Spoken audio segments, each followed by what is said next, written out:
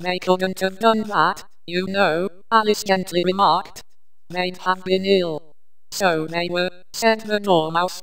Very ill. Alice tried to fancy to herself what such an extraordinary way of living would be like, but it puzzled her too much, so she went on. But why did they live at the bottom of a well?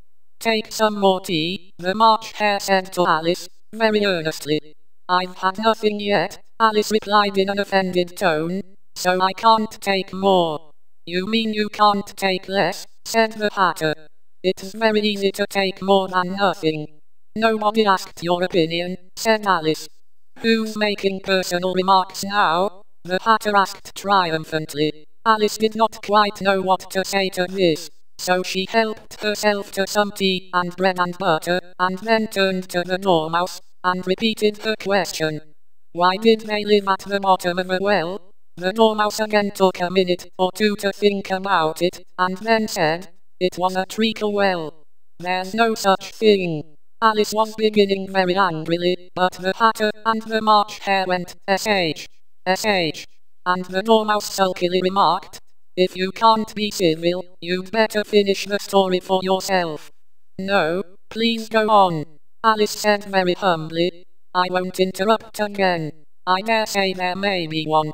One, indeed, said the Dormouse indignantly. However, he consented to go on. And so these three little sisters, they were learning to draw, you know. What did they draw? Said Alice, quite forgetting her promise.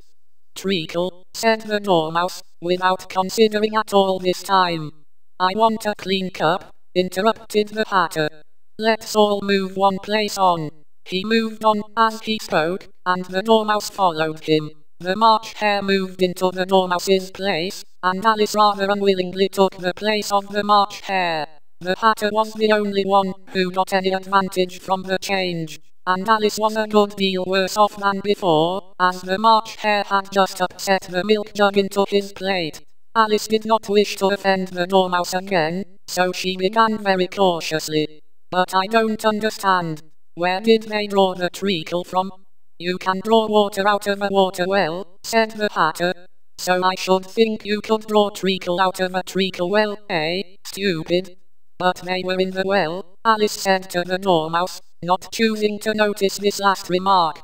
Of course they were, said the Dormouse. Well in. This answer so confused poor Alice, that she let the Dormouse go on for some time without interrupting it. They were learning to draw, the Dormouse went on, yawning and rubbing its eyes, for it was getting very sleepy. And they drew all manner of things, everything that begins with an M. Why with an M? Said Alice. Why not? Said the March Hare. Alice was silent. The Dormouse had closed its eyes by this time, and was going off into a doze, but, on being pinched by the Hatter, it woke up again with a little shriek, and went on. That begins with an M, such as mousetraps, and the moon, and memory, and muchness. You know you say things are much of a muchness. Did you ever see such a thing as a drawing of a muchness? Really, now you ask me, said Alice, very much confused. I don't think. Then you shouldn't talk, said the Hatter. This piece of rudeness was more than Alice could bear. She got up in great disgust, and walked off. The Dormouse fell asleep instantly, and neither of the others took the least notice of her going, though she looked back once or twice, half hoping that they would call after her. The last time she saw them, they were trying to put the Dormouse into the teapot. At any rate I'll never go there again, said Alice, as she picked her way through the wood. It's the stupidest tea party I ever was at in all my life. Just as she said this, she noticed that one of the trees had a door leading right into it. That's very curious, she thought. But everything's curious today. I think I may as well go in at once. And in she went.